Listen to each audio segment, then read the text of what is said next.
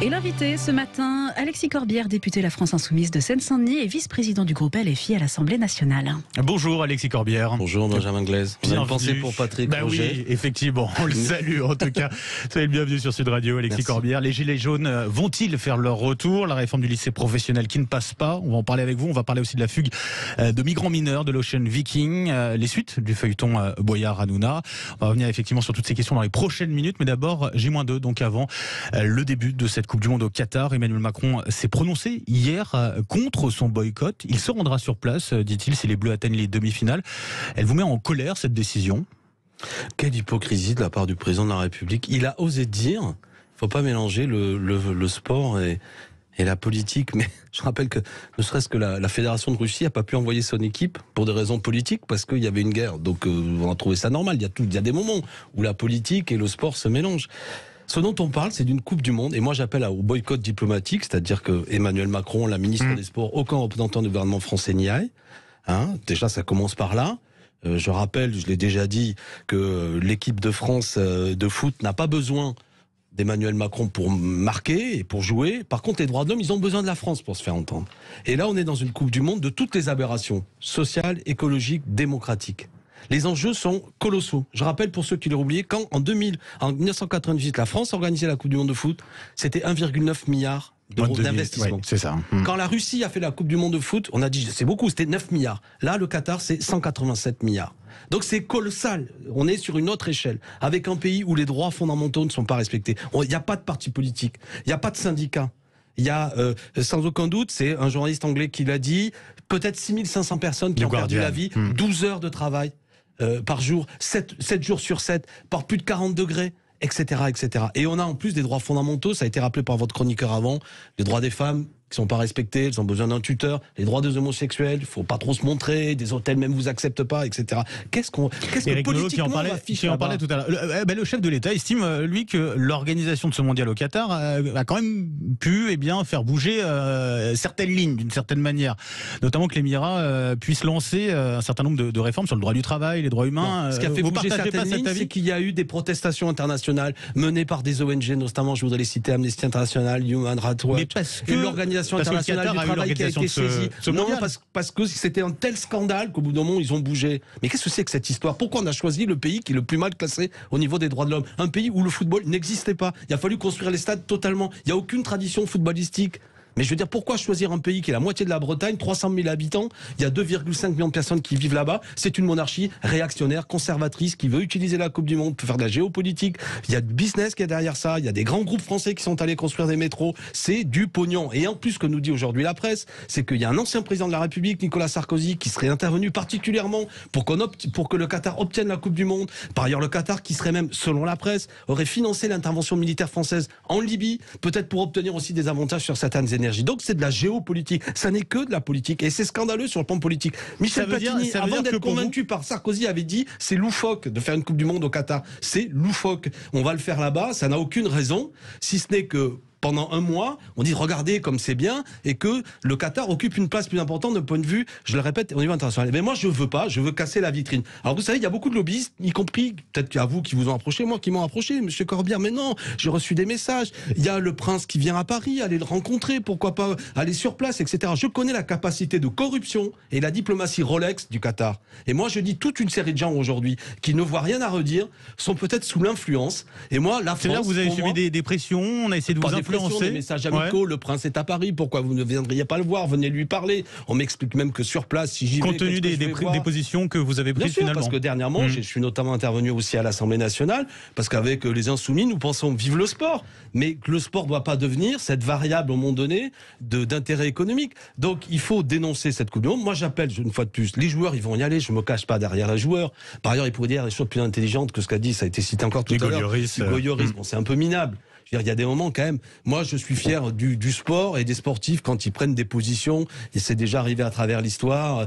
Ils ont promis en tout cas d'aider financièrement des ONG. Je termine là-dessus parce que j'allais l'oublier. Qui luttent en faveur des droits humains. Non, et là je suis en colère. Avec 120 députés français et toute une série, nous avons réclamé qu'il y ait un fonds d'indemnisation qui soit mis en place au moins par la FIFA, de 440 millions, pour qu'au moins les familles des ouvriers népalais, bangladais, etc., qui ont trouvé la mort, soient dédommagées. La FIFA nous l'a refusé. La FIFA, ils vont encaisser 6 milliards au moins d'euros de recettes uniquement pour les droits télé. Il pourrait en consacrer 440 millions pour que les ouvriers, vous savez, ceux qui sont morts pour comment les stades existent. Là, ils nous l'ont refusé. J'ai rencontré la ministre des Sports parce que, je vous le répète, 120 députés de tous bords politiques français. Il y avait notamment le président de la commission des lois, monsieur Sacha Houillet, qui est proche d'Emmanuel Macron, etc. Je les cite pas tous. La ministre a dit, OK, je comprends le message, je vais rencontrer la secrétaire générale de la FIFA demain. Et le retour que nous avons eu, c'est que la FIFA dit non. Elle dit seulement la FIFA, on verra l'héritage qui restera après. C'est-à-dire qu'une fois que les spotlights seront terminés, qu'il n'y aura plus cette attention médiatique, on croit qu'on va obtenir ce qu'on n'a pas obtenu quand tous les feux sont là. C'est-à-dire que le Qatar a phagocyté la FIFA, que le Qatar a trop de pouvoir aujourd'hui sur la France. Sa propre famille vit au Qatar. Monsieur, comment il s'appelle? Infantino. Sa famille vit au Qatar. Pour vous dire le degré aujourd'hui qu'il y a de lien entre le Qatar et le sport et le foot international. C'est une chose pour la France aussi. Écoutez, le PSG appartient au Qatar. Il semblerait, moi j'y mets jamais les pieds, que les loges au Parc des Princes soient devenues un haut lieu de rencontre où il est de bon ton entre des hommes politiques, des hommes d'affaires. Le Qatar a une influence. Bon, moi je dis c'est une monarchie réactionnaire, conservatrice, qui ne respecte même pas les droits de l'homme. Voilà. Et je ne les veux pas dans la vie économique. Je ne les veux pas dans la vie politique. Et cette Coupe du Monde, c'est la vitrine de ça, le paravent de ça. C'est pour ça qu'elle est scandaleuse. Aberration écologique. Ça va émettre 6 à 7 millions de tonnes de CO2. Il y aura des vols toutes les 10 minutes. Ils n'ont même pas de quoi accueillir les supporters. Ils les font venir en avion. Toutes les 10 minutes, il y aura des vols. Alors à la fois, là, vous avez la COP27, le cœur sur la main. Il faut effectivement intervenir, soi-disant, pour changer le climat. Et on est aujourd'hui, toutes les prévisions qui avaient été proposées, notamment à l'occasion de la COP21, etc. Tout ça vole un éclat pour ce choix absurde, qui n'est qu'un choix de corruption, je le dis à ce micro, de corruption. La FIFA n'a accordé le Qatar, mais bien entendu, à la fois la FIFA, a acheté totalement. La France aussi. Bien sûr. La France aussi. Je pense, oui, Nicolas Sarkozy est intervenu, pas pour des raisons sportives, mais pour des raisons économiques. Des gens ont changé d'opinion pour des raisons financières. Voilà. Donc, au bout d'un moment, c'est pour ça que je crois que nous, qu'est-ce qui nous reste, les citoyens français? Moi, je culpabilise pas les gens, ils feront ce qu'ils veulent, mais au moins qu'on le regarde les yeux ouverts, qu'on proteste tous. Et surtout, c'est quoi l'idée? C'est là qu'on proteste, et que les prochains et grands événements sportifs, que ça s'arrête un peu. Parce que le prochain qui aura lieu en Amérique du Nord aussi, Coupe du Monde de football, États-Unis, Canada, Mexique, là aussi, aberration écologique de ce qui se prépare. Donc, on peut pas à la fois culpabiliser les Français en leur disant il faut faire un effort écologique, et quand il y a des grands événements sportifs, accompagné généralement évidemment d'une manne financière importante, on fait n'importe quoi. Et on le savait en 2010 que ce serait comme ça. Donc c'est pour ça que je dis c'est pas la Coupe du Monde, c'est la Coupe immonde, aberration sociale, aberration écologique, aberration démocratique, parce que moi j'applaudirais jamais une monarchie pétrolière où le droit des femmes, le droit des homosexuels, le droit des travailleurs sont même pas respectés. Revenons en France, si vous le voulez bien, Alexis Corbière, avec ce mercredi les ristournes donc de l'État Total qui ont été abaissés à 10 centimes. Il y a comme un petit air de gilet jaune, on a l'impression en ce moment, en tout cas, ça pourrait peut-être revenir. C'est votre impression? Il y aurait de quoi. Ou vous la souhaitez peut-être? Moi, je suis pas. Faut être modeste. Les conditions qui avaient amené à ce que le mouvement des Gilets jaunes se déclenche sont à nouveau réunies. Encore pire même. 6% d'inflation en moyenne. C'est sur la taxe carbone. Voilà. Je veux dire, il y a le prix du carburant est encore plus important, etc., etc. Donc il y aurait de quoi se mobiliser. Souvent, notre principal adversaire pour les gens comme moi, qui sont plutôt en soutien quant à des mobilisations sociales, parce qu'elles arrivent à obtenir des progrès. Notre adversaire, c'est souvent la résignation, le fait que les gens ont un doute généralisé. Mais je leur dis, c'est aussi le moment de se faire entendre. Il y a des secteurs professionnels où les gens qui sont mobilisés ont obtenu des choses. Là, ce qui est paradoxal sur la question du carburant, c'est qu'on a des groupes qui font des profits colossaux. On a l'exemple de Total, qui font en 6 mois 18 milliards de bénéfices, et à qui c'est l'aide publique qui aide à ce que le prix du carburant soit moins important à la pompe. Alors que moi, je pense qu'à un moment donné, il y a des groupes, il faut leur dire gentiment, stop, vous ferez moins de profit, on bloque les prix, c'est ce que nous avons proposé, et éventuellement, c'est sur vos marges un peu qu'on va jouer. Parce que c'est pas le contribuable qui, avec ses impôts, va éviter éventuellement que le prix de l'essence, qui est indispensable pour beaucoup de nos concitoyens, qui ont besoin de leur voiture pour aller travailler, effectivement. Bien sûr, les gens ne prennent pas la bagnole. Est-ce que vous appelez, justement, comme à l'image de Fabien Roussel, les Français à réinvestir les ronds-points? Oui, bon, je sais pas si c'est Fabien Roussel le plus allant sur cette affaire, mais si Fabien le dit, tant mieux. Je veux dire, moi j'invite à ce que les gens... les relations sont un peu compliquées avec lui en ce moment. Non, pas du tout, mais parce que j'avais pas souvenir que sur les Gilets jaunes, c'était à l'époque le plus en soutien, mais c'est pas grave. Non, franchement, j'ai tort même de polémiquer là-dessus. Il dit ce qu'il veut. En tout cas, vous êtes d'accord avec lui. Enfin, en tout cas, vous pensez que les Français doivent réinvestir. Les Français, en tout cas, mais pourquoi pas. Compris. Fabien, si tu m'écoutes, il y a pas de problème. Mais ce que je veux dire par là, c'est que Moi, je pense qu'en démocratie, moi, je suis parlementaire, je suis pour les élections, je suis pour la démocratie, je suis un démocrate. Mais la démocratie est plus riche encore quand il y a des moments aussi de mobilisation sociale. Tout ce qui participe au fait que la question sociale revienne sur le devant. Et celui qui vous parle, par exemple, va proposer la semaine prochaine, à l'occasion de ce qu'on appelle une niche parlementaire, proposer une proposition pour que le SMIC passe à 1 600 €, parce que je pense que le SMIC, il y a écrit salaire minimum, ne permet pas de vivre dignement dans ce pays. Aujourd'hui, il est un peu au-dessus de 1 300 €. Voilà, il faut parler de la question sociale. Là, le gouvernement préfère le dividende salarié là-dessus plutôt que la hausse du SMIC. Premièrement, ça concerne une minorité de salariés en vérité qui sont impactés par les dispositifs gouvernementaux. Pas tous. L'avantage quand vous augmentez le SMIC, c'est que d'un seul coup, ça oblige à revoir toutes les grilles salariales. Non seulement il y a 2 millions de gens qui vivent au SMIC, mais en plus tout, parce qu'il faut que ça redevienne une grille salariale qui tient compte de cette augmentation.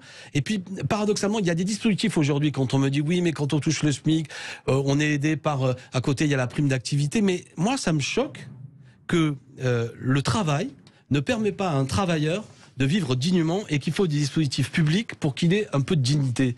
Certains pourraient dire c'est un peu paradoxal, un homme comme moi, mais moi je suis pas pour que il y ait une économie administrée avec de l'argent public qui fait en sorte que les salaires qui sont donnés ne permettent pas à des gens de vivre dignement. Donc c'est le travail qui doit payer. Le travail doit bien payer. Et on aide à ce moment-là, ce que vous dites, les TPE, les PME, justement pour... Alors comment je fais justement, parce qu'il y a une vraie question. Ça peut intéresser aussi nos auditeurs. Dans ce que je propose, c'est qu'il y ait une caisse de solidarité en fait de péréquation. Les grands groupes qui ont des recettes de plus de 750 millions d'euros cotisent à un fonds pour aider les TPE, PME à mettre en place cette augmentation du SMIC. Parce que souvent déjà, vous avez des entreprises sous-traitantes où se concentre le SMIC qui bossent pour des grands groupes. Les grands groupes s'en lavent les mains, donc ils doivent y participer. Donc ça aiderait à mettre en place. Vous savez, l'augmentation du SMIC, on le considère à la louche autour, ce serait 20 milliards d'euros.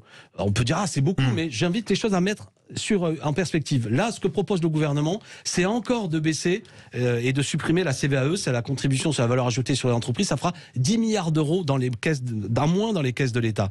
Bon, donc vous voyez, on est presque à la moitié de l'augmentation du SMIC si on mettait pas ça en place. De la même façon, chaque année, pour donner des grands chiffres, il y a 157 milliards d'euros de baisse de cotisation pour les entreprises qui ne sont jamais conditionnées à des questions écologiques ou sociales. Donc on pourrait conditionner toutes ces baisses de cotisation, vous voyez, à ce qu'au moins le salaire minimum soit relevé. Donc tout ça est vertueux. Vous savez, le petit commerçant, le coiffeur, l'épicier, qu'est-ce qu'il a besoin? Que les gens aient du pouvoir d'achat. Les gens, ils vont consommer davantage. Donc c'est vertueux. Mais sur la question du pouvoir d'achat, la consommation populaire. Vous souhaitiez faire une nouvelle marge justement contre la vie chère. Il paraît que c'est un peu difficile en ce moment de s'entendre avec les syndicats et avec les autres partis à gauche. Vous avez du mal à vous rassembler là-dessus? On va se revoir début décembre. Vous en êtes où, le fait. Non mais disons, je vais me parler cash. Je veux dire, nous, pour ce qui est de la France insoumise, on trouve que la manifestation qu'on a fait il y a quelques semaines était un succès. On est pour qu'on en fasse une autre très prochainement. On n'était pas au niveau des Gilets jaunes ou du mouvement des Gilets jaunes. Certains de nos amis, il y a une discussion, je vais vous dire, qui est reliée aussi au fait que le gouvernement est en train, et il l'a dit, de vouloir mettre en place une réforme des retraites que je considère comme étant une contre-réforme,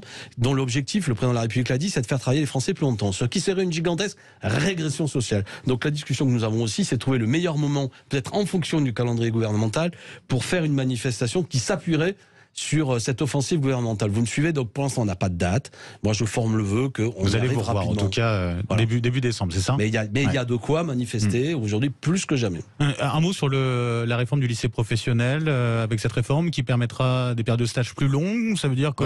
Régression totale. Moi je suis prof de lycée professionnel, c'est mon métier pour ceux qui écoutent. Je suis ce qu'on appelle PLP, prof de lycée pro, lettres histoire, c'est mon métier depuis 1995 avant d'être député. La formation publique professionnelle, c'est une formation de qualité qui concerne la moitié d'une classe d'âge. Nous avons besoin de salariés qui sont qualifiés, bac pro, voire qualification au-dessus. La particularité française, c'est que nous arrivons à faire ce que les jeunes obtiennent les diplômes, parce que dans le cadre des lycées professionnels, il y a une meilleure taux de réussite que dans les CFA, l'apprentissage, où on passe plus de temps à l'entreprise. La réforme, alors ils sont assez hésitants, mais qui est proposée actuellement par le gouvernement, s'il va jusqu'au bout de ce qu'ils ont déclaré, c'est d'augmenter encore plus la période de stage en entreprise. Là aussi, je vais être cash avec vous. Pour être un prof qui a fait beaucoup de visites en entreprise, souvent les patrons, ce qu'ils nous disent, j'ai pris votre gamin, votre élève, mais je sais pas trop quoi en faire, parce que on n'a pas toujours le tuteur de stage. Le gamin, il perd son temps, et dans l'entreprise, on perd son temps. Par contre, en lycée pro, bien sûr, il y a déjà des périodes de stage, mais il y a de la formation publique de qualité, de la culture générale de qualité. Vous savez, un salarié, c'est pas parce qu'il est technicien qu'il doit rien connaître en histoire, qu'il doit rien connaître en maths, qu'il doit être un bourrin et un ignorant en biologie ou etc. C'est tout l'inverse. Donc, on a tout à gagner à avoir le lycée professionnel, l'enseignement professionnel français, qui a une particularité, qui soit défendu. Eux, ils veulent faire des économies. À tel point même, ça prend des formes très concrètes en région parisienne. Et juste après votre émission, j'irai les voir. Ils sont en train de fermer des lycées professionnels, notamment à Paris, uniquement parce qu'ils veulent récupérer les locaux et faire des opérations immobilières. Moi, je suis pas d'accord. Vive l'enseignement professionnel. Vive la classe ouvrière qualifiée, diplômée, qui a une capacité de culture générale qui peut, y compris dans la vie, évoluer. Et tout ce qui ramène à ce que uniquement c'est au niveau de grandes périodes de stage à l'entreprise est une méconnaissance en réalité des besoins. Venons-en à l'Ocean Viking, la polémique qui rebondit avec la fugue de 26 des 44 migrants mineurs qui ont réussi à fuir leur structure d'accueil. C'est un fiasco pour le gouvernement ou pas, Alexis Corbière? Tout ça, c'est triste sur le plan humain. Parce que moi, je pense que ces jeunes, au moins, il fallait déjà les protéger au niveau santé, etc. Ils font le choix de partir. C'est un démenti aussi, de ce que je comprends, que les gens ne sont pas venus en France pour profiter des allocs. Leur sujet, c'était rejoindre leur famille. J'ai écouté ce que disent les responsables, je crois que c'était même des Érythréens à votre micro, les gens disent de la famille manifestant, on dit en Suède, en Allemagne. Ouais. Donc les gens sont prêts à risquer leur vie à 14-15 ans pour rejoindre la famille. Ça doit donc nous interroger à ce que notre devoir de solidarité, quel que soit ce qu'on pense sur l'immigration. Moi je suis sûr, il y a des gens qui nous écoutent, ils votent peut-être pour Madame Le Pen parce qu'ils pensent qu'il y a trop d'immigration. Très bien, c'est un désaccord avec moi. Mais je suis sûr qu'au fond d'eux, ils sont pas pour que les gens meurent en mer. Ils sont pas d'accord pour que chaque année, il y ait 2000 personnes qui meurent noyées. Et ils comprennent bien que des gens qui fuient leur pays, c'est aussi parce que l'économie des pays d'origine a été fichue en l'air, que les changements climatiques ont forcé des gens à partir, qu'il y a des dictatures qui forcent les gens à partir. Donc si on veut qu'il n'y ait pas ces gens qui risquent leur vie et qui partent, il faut aussi créer les conditions que les gens ne partent pas de leur pays. Une dernière question, sujet plus léger. Réponse, oui ou non, sur les suites du feuilleton Hanouna Boyard, l'ARCOM, donc l'ex-CSA qui a lancé une procédure de sanction envers la chaîne C8. Est-ce qu'il faut boycotter ou pas du côté de la France Insoumise? Vous étiez souvent l'émission d'Hanouna TPMP. Mais il n'a jamais été question. Il y a un public qui écoute Sud Radio et je lui parle et je le salue, je lui souhaite une bonne journée. Il y a un public qui va sur C8, je lui parle, quel que soit après ce que je peux penser des choix éditoriaux, mais c'est pas mon sujet, vous m'invitez, je m'exprime. Donc il faut juste garantir que C8 fasse la même chose. Il est hors de question d'insulter un député. Et donc Cyril Hanouna a eu tort de parler comme ça à mon ami Louis Boyard. On ne dit pas à un député t'es une merde, je sais pas quoi, ça n'a pas de sens. Même Hanouna a reconnu, me semble-t-il, il a dit qu'il regrettait ça. Vous continuerez à parler. Mais après, ce qui est intéressant, c'est qu'on doit pouvoir critiquer M. Bolloré. Et le sujet, c'est la concentration de 90% des médias entre les mains de 8-9 milliardaires. C'est un vrai sujet. Mais je vois pas pourquoi les Insoumis ne seraient plus entendus sur ces chaînes et sur ces télés, parce qu'il y a un public populaire qui les regarde et qui doit entendre nos idées. Merci à vous, Alexis Corbière, député LFI de Seine-Saint-Denis, vice-président du groupe France Insoumise à l'Assemblée nationale. Merci.